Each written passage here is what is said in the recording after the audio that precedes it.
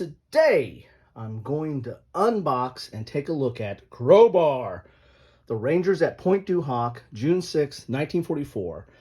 This is a solitaire game by Herman Luttmann and is published by Flying Pig Games. Now, why am I doing Crowbar at the end of the week? And by the time this post is probably going to be late on Friday. This week has been D-Day week. I went a little crazy on D-Day. And where that all started was I was doing my Coffee with Kilroy's, doing the postcard games, and I noticed that I was getting ready to start working on the D-Day series. There's five for fighting. There's a series of five D-Day games that cover the beaches. And I decided, well, I'm not going to do those when I was scheduled to do those. I was going to put those aside and save those for D-Day week. But then I started thinking, well, geez, just doing postcards for D-Day week, I can do more for D-Day week. So I started collecting my games and figuring out what I have on D-Day. And then I thought I'll do a deep dive.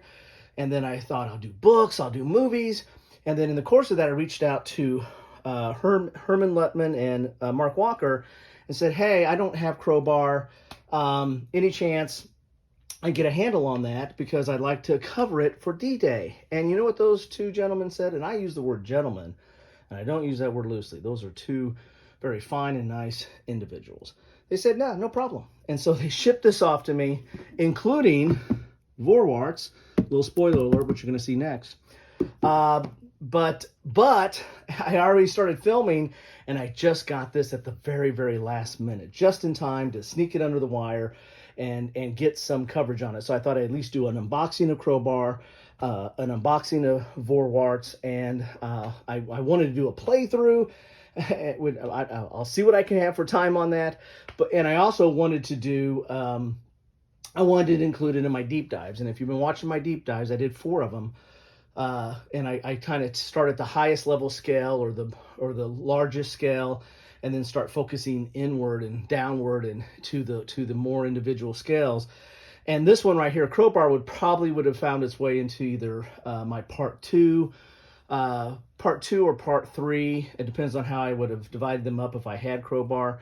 But this is kind of company level and below, and so it's going to fit right into that level of scale. So at last I got it, and I didn't get it late because of them. I got it late because I asked for it late, and shipping is shipping. But I got it, and I still got it on D-Day week, and I got it in time to do a film. So here we are, Crowbar. What is this? This is a solitaire game. You know how I like solitaire games. This is dealing with D-Day. More specifically, it's dealing with Pointe Du Hoc, which was this just a terrible location to try to attack. It was this steep cliff that they got the Rangers, which are trained for that, had to scale while under fire. And they were scaling the cliff, and they were trying to take out some enemy gun emplacements, and met heavy resistance at the top of the hill. Just think about storming a beach. Well, they had to storm a beach and then climb up a cliff and then fight people at the top of the cliff. Amazing stuff there. So this is a solitaire game on that. And it's based, I think, in part, or at least draws some inspiration from In Magnificent Style. This is another Herman Luttmann design. And I will say this, I did not get this sent to me. I bought this one. This one was originally a Victory Point Games design back in the day, and was in a Ziploc bag, and not as nice as it is in this deluxe edition that was done by Worthington. But this is my favorite solo Civil War game. Easy for me to say, there's not a lot of solo Civil War games, but this is by far my favorite. I really like this system. I like how this plays. I like the feel it gives to you, and it is not it's not too tough. It's tough enough. Let's put it that way. I think I heard Herman on a podcast. It might have been the Wild Weasel podcast, where he said that he tries to design games that you're going to lose two out of 3 times. So it needs to be tough so that you'll keep coming back for it. If you win it the first time, you might not come back. But if it's tough, you're going to try to beat it. So, but I've actually have a better than 1 out of 3 victory on this one. But maybe that's just the luck of the dice. But anyway, So I'm interested to get into this and see how it plays and how it fits with some of the inspiration that it's got from beyond. But if it's from Hermann Luttmann, it's going to be interesting. So let's look at the back of the box here. It's Flying Pig, so in their larger box games they do really good quality, and I'm anxious again to get into this and see what that looks like.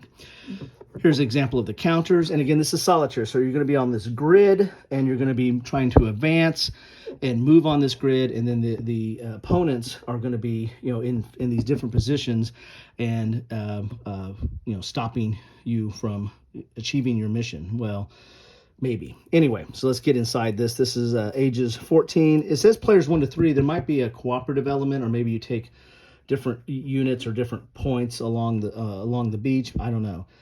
Playing time 1 to 3 hours. Let's get into this. I was looking at this. I was following this. It's got to be over a year ago, and I just never got it, and then I missed out on my opportunity, and then. So I forgot about necessarily how it plays. I was kind of in tune with it and actually watched some how to play videos. Oh my God, look at this. I can tell you right now that the shrink wrap is good on it. They put extra shrink wrap on it just to get it to me. All right, there we go. So we got a nice thick box here. It's a little bit different size box than what you normally see. It's not a square box. It's not a big coffin box, but it's kind of a little bit of a brick there. Let's go out a little bit so we can see a little bit more about what we're going to see inside this box here. Good thick box though. I mean, I like the thickness of that. Ooh, we get some event cards here. Interesting. Get a bag of dice, and some of these are unique dice, as you can see there. So some gray and some green, but there's a green, black, red, and yellow that are different. Maybe that's how you use your different forces. I remember there's like this separate bar that you put the dice. God, I should have. I think that's the bar I'm thinking about there that goes with those colored dice. Here be the rules. I mean, look at that. I like that art on there. I mean, that should give you an idea of what these men were having to do. I mean, they had to hit a beach, scale a cliff, and then fight at the very top of the beach. I mean, what an amazing story. And courage to do that. Let's look here. So we've got table of contents. Looks like we got 24 pages. There's an example of play at page 24. Dual column, full color, a little bit of a glossy paper here. Print is a little small, but with only 24 pages, they're packing a lot in here. So here's your map. All the stuff about the map. Here's the units. Here's your markers, event cards, game track card, player aid dice. Here's those unique dice there. Here's your setup. And there's some historical notes in here, and then options in here, and then actually some other notes here in blue. So you've got some different notes to kind of either the historical. I always like the historical part that kind of gives you into the mind of the designer of. I'm trying to simulate this, and this is what I decided to how I decided to do it, or this is what this does. Pre-game invasion approach, sequence of play, C-zone procedures, because you have the whole C-zone aspect. I mean, this is a landing, so you got the sea, the beach, the cliff, and then the top. Beach zone procedures, inland zone procedures over here. And here's an example. So some of this blue is examples. Here's a sea zone example and a beach zone example right there. Sorry for the glare. It is glossy paper. Here's some notes and an exception or an important exception. So you've got those throughout here as well. The event cards, the unit movement, close combat resolution, special actions, open fire combat, commander bonuses, incoming fire markers. There's a lot of stuff here. Event chits. I'm getting hungry. German counterattacks, victory.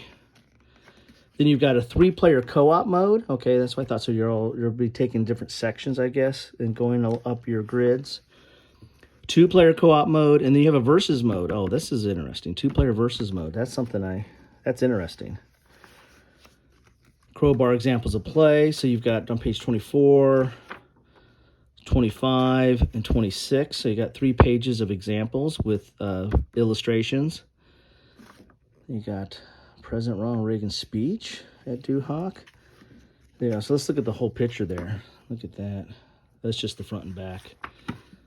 So there you go. Very cool stuff there. Like that. Let's see what else we got in the box here. Moving stuff around. So we have, this is a time increment track. This is on, this is just regular paper, but it's glossy paper. So you got your time increment track, relief column track, German counterattack track, day track, victory point track, and you got all kinds of different tracks. This is a player, this is an on the table type administrative track. Here are the German events. Now these are on thick kind of player aid type paper. German events explained, Ranger events explained, because you are a Ranger. Pre-game invasion approach. So as with most solitaire games, or really any solitaire game, the sequence of play is very important. So having this on a separate page and thick board is nice to have. And it's got all your special actions and combat and counterattacks and combat bonuses and all the stuff that I think you need to play the game. Now let's look at the counters here. Ooh, we got several counters here. So we got 4 counter sheets here. And these are thick counters, nice thick counters. Looks like maybe there's that gray core. And flying pig counters come pre-rounded. You really don't need to clip these. I like that. I like stuff that's pre-rounded. I'm really not a clipper. Very big counters, as you can see here, and very colorful and very clear and easy to read. And they're double-sided. And we got some of our units here. Well, maybe it is like this. Oh yeah, these are the different units at the different beaches. So easy and dog or the different sectors. Fox. You got some gun emplacements here. Or are they? A little double-sided there. There is a little bit, it being a solitaire game, there's a little bit of the unknown that you're going to encounter on this. Here's some of your landing craft, it looks like. Some more markers here, naval support. I don't know, I might be up all night. I just need to, I want to get this to the table. So, this looks good. Thank you again, Herman and Mark. Really do appreciate getting this so I can at least get this on D-Day. That's what I'm really excited about. The fact I still got it during D-Day week. And there's the Germans. And they're double-sided as well. Get a good view of those. Then we get a mounted map. Oh, love that. Get a mounted map here. I'm going to have to clear out some space because this deserves some space. Get this folded out here. I might have to go up. Ooh, it's a, I call these a pair of pants board. So you got 2 legs there. Okay. Still got paper up there. So I think it goes this way, so it's a really long map. Get all the paper out of the way. Come on, people. All right. So I'm interested what this is. Oh, maybe the colors are wrong here. Let's look down here. Maybe this is to replace the colors. But if I stick that on there, that's going to split. So I got to think about what to do with that. I think that might be it. We'll find out. I'm sure it all works out. So you got your Fox Company, 2nd Ranger Battalion, Dog Company, and Easy Company. Let's go in close on that so you can see what that is. So here's your landing craft, and so you've got at least 3 sea zones that you need to traverse. to get to the beach, right? And let's just keep going up here. Then once you get to the beach here, you got a beach is your fourth zone on your approach. Then you have this cliff, right? And you got to scale that cliff, and then you've got combat up top. So cliff is your fifth row. These are numbered from C1 to beach 4 to cliff top 5, and then the rest of these are 6, 7 on up. Is you're on top of the hill. You're on top of the cliff, and you're fighting. And it looks like there's some fixed positions. There's some craters. There's flak guns. So there's going to be all kinds of stuff placed over here, and you are, battling this way and following this grid on the way up. And there's a way you do movement up here and the whole thing. So this looks really nice. And there's not a ton of games on Du Hoc, and to me this is one of the more interesting of the landing, just because of all the different elements that you had to traverse between water, beach, cliff, and heavy elevated resistance. And so there's a lot of Omaha, right? The lower 5, I'll call them for that. I don't know if anybody else has coined that phrase, but the lower 5 get quite a bit of coverage, with maybe Omaha getting the most, mainly, because you got the Butterfield D-Day at Omaha. But Du Hoc does not get as much. I mean, there's a few games out there. In fact, I think Decision Games, I can't remember if it was a Strategy and Tactics or if it was a World at War, but they did the Rangers at Pointe Du Hoc, which was, I think, kind of somewhat of a point-to-point game, if I'm not mistaken. So there has been coverage of this. In fact, I think I even covered, there's a board for it in D-Day Dice. If you go back and look at, that'd be my deep dive number 3 of the week. That was number 4. Deep dive number 4 of the week. No, that was number 2. I don't know where I'm at. It's D-Day week. It was deep dive number 2. At the end of that was D-Day Dice, and there's a board for each one of the individual beaches, and there was a board for Pointe Du Hoc there. So anyway, there you have it. This is what you get in a box. I'm not done yet. I'm just starting to lay stuff out. But this is what you get in a box of Crowbar. Some player aids here, some charts or some tracks. I still got to figure out what that is. Dice, and let's look at the event cards. That's something I did not look at. And does this have a thing on it? Do I have to click it open? Yep, it does. It does have a tab. I can open it up with a little flap. There we go. Here's the event cards. Decent cards. I mean, they're not super. I can't remember how these compare to some of the other Flying Pig games I have. The Flying Pig does a few games that have cards in it for a lot of things, and they look good quality. And they're not super thick, but they're not just paper thin either. They're decent quality here. So you got some time increment cards. You got some German counterattack here. So it'll be interesting to see how this fits into it all. You got the relief column advances. So, I mean, very clear and easy to read. So there you have it. So this is what you get in a box of Crowbar, the Rangers at Pointe Du Hoc, compliments of Flying Pig Games, Mark Walker of Flying Pig Games, and Hermann Luttmann, the designer of the game. I want to thank them again. Next up on my evening event will be Vorwarts. I'll do that separately, maybe a little bit shorter, but that will be tied to this. So if you're interested in this or watching this, then stay tuned for the expansion. I'm interested to see what that adds to this all. But this looks good, and I want to get this, again, the more I look at it, the more I want to get it at the table, but I got to get some filming, and I still got to go to work tomorrow. So anyway, that's what I have for you all. Thank you so much for stopping by. Thank you, Herman and Mark, for getting this to me in time for D-Day week. I hope you have been enjoying D-Day week. This is going to come at the very, very end of it all. Vorwarts might be the last of the D-Day things I do. this week, but it's been a fun week. It's been an interesting week. I've learned a lot looking at all these games. I hope you've stopped by and learned something as well.